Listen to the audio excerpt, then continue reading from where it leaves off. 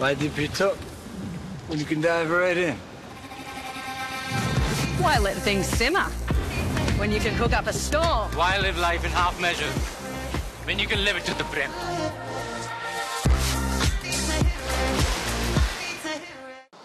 विधानसभेचा निकाल लागलेला आहे आणि सत्ता स्थापनेसाठी हालचाली सुरू झालेल्या आहेत. आपल्यासोबत सदाभाऊ खोतेच. भाऊ, निकाल स्पष्ट बहुमत मिळाले तरी सरकार स्थापन होत नाहीत. चर्चा सुरू आहे, फक्त नाव पुढे येत आहे देवेंद्र भाऊंचं. देवाभाऊ मुख्यमंत्री दिलं असं काय सांगू? महाराष्ट्रातील 196 कुळी बहुजन समाजाचे नेते हे देवाभाऊ आहेत आणि महाराष्ट्रातल्या जनतेच्या आणि माईमाऊलीच्या मनातला मुख्यमंत्री हा देवाभाऊ आहे. मग तो शेतकरी असेल, शेतमजूर असेल, बारा बुलतेदार असेल, यांचं एक आशास्थान म्हणून देवाभाऊकडे निश्चितपणानं हा महाराष्ट्र बघतो. आणि म्हणून खऱ्या अर्थानं जलनायक, शेतकऱ्यांचा योद्धा आणि बहुजन समाजाचा उद्धार करता हा देवाभाऊ आहे आणि तेच मुख्यमंत्री होतील, यामध्ये काही तीळ मात्र शंका नाही. स्पष्ट मत भाजपाला मिळाले, मात्र दिल्लीमध्ये बैठका सुरू आहेत. देवाभाऊंच्या नावावर चर्चा होते की नाव फिक्स झालं आहे किंवा फक्त फायनल यादी नाव यायचं बाकी. मला वाटतं की महाराष्ट्रातल्या राजकारणामधला चाणक्य कोण आहे तर तो देवाभाऊ आहे आणि दिल्लीश्वरांचा निश्चितपणानं त्यांना पाठिंबा आहे, आशीर्वाद आहे. आदरणीय नरेंद्र मोदींच्या आणि अमित शहाच्या नेतृत्वाखाली या महाराष्ट्रामध्ये विकासभिमुख काम ते निश्चितपणानं करत आहेत. विरोधी पक्षनेता असताना सुद्धा ते महाराष्ट्रातल्या भल्या भल्यांना पुरून उरले आणि म्हणून मी नेहमी म्हणतो की वाडा विरुद्ध गावगाडा हा जो काही संघर्ष अनेक वर्ष उभा आहे, त्या गावगाड्याचं नेतृत्व हे देवाभाऊ करत आहेत. विस्थापितांचं नेतृत्व हे देवाभाऊ करत आहेत आणि म्हणून प्रस्थापित घरांनी राजकारणातली धुळीला मिळवण्याचं काम कुणी केलं असेल तर ते देवाभाऊने केलेलं आहे. आणि त्यामुळं प्रस्थापित घराण्यांच्या बुडाला जाळ लागतो, कारण हा जो व्यक्तिमत्व आहे हे व्यक्तिमत्व सर्वसामान्य माणसासाठी काम करतं आणि तळातून सर्वसामान्य कुटुंबातून आलेलं हे व्यक्तिमत्व आहे.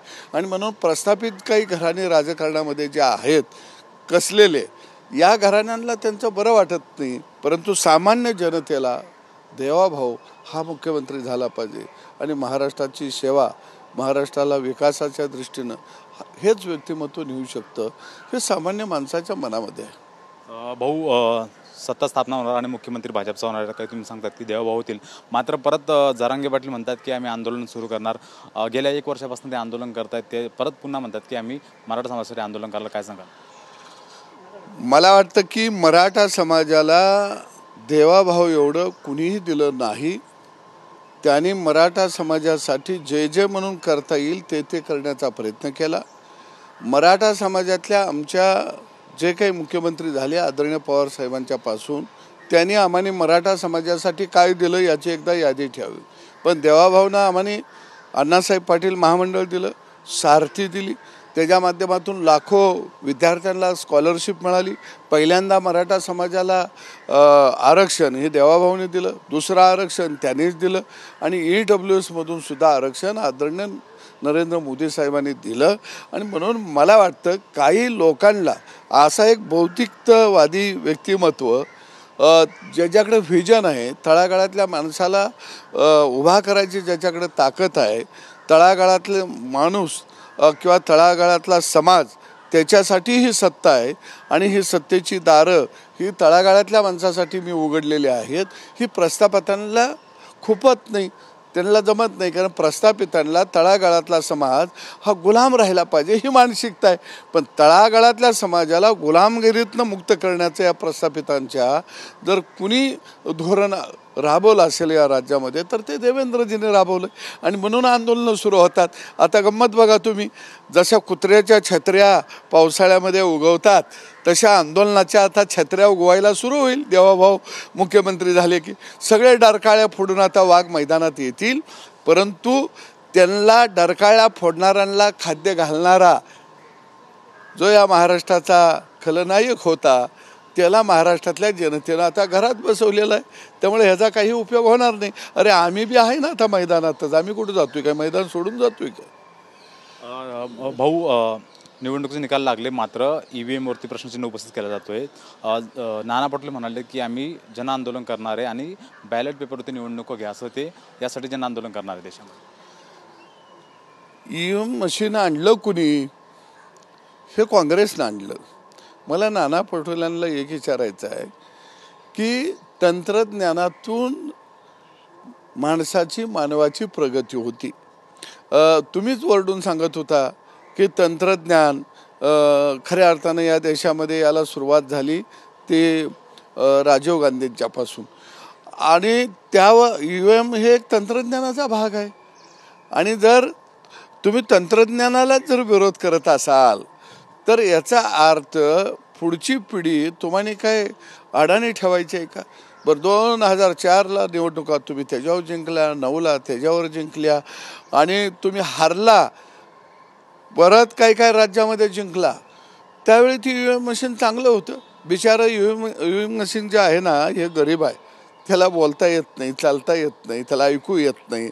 त्यामुळं त्या मशीनवर एक गडी आरोप करायला लागले. अरे तुम्ही EVM मशीनमुळं पडला नाही तर तुमची महाविकास आघाडी करोनाच्या काळामध्ये 2.5 वर्षामध्ये तुम्ही ज्या पद्धतीनं वागला त्याचा राग, संताप जनतेच्या मनामध्ये होता.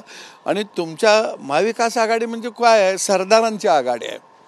आणि त्या सरदारांच्या आघाडीला खऱ्या अर्थानं गावगाड्यातल्या शेतकऱ्यानं आणि मायमाऊलीनं रोखलंय. अरे तुमचं सर्वे आले, मी नाना पटोलेंना सांगतो, अरे सर्वे कुणाचे होते? पानपट्टीवाला सर्वेमध्ये होता, रिक्षावाला होता, दुकानदार होता, नोकरदार होता, जे रस्त्यावरनं चालत होते त्यांचा सर्वे होता. पण जी माईमौली घरात पिठामध्ये पाणी घालून भाकर करून खायला घालत होती तिचा सर्वे नव्हता. तिनं ज्यावेळी निकाल लागल्यानंतर सांगितलं हा माझा सर्वे आहे. तो नाना पटोलेंनी जरा तो अभ्यास करावा. पिठात पाणी घालून ज्या भाकरीला चव येते ना, त्या भाकरीच्या चवीनं ही निवडणूक जिंकलेली आहे. हे नाना पटोलेंना कसं कळणार?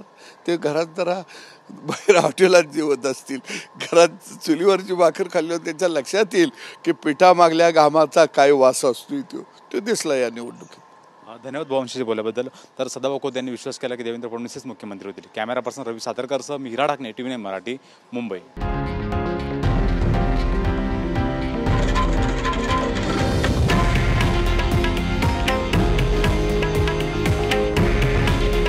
हे आहे देशातील नंबर 1 न्यूज नेटवर्क आणि आपण पाहत आहात TV9 मराठी.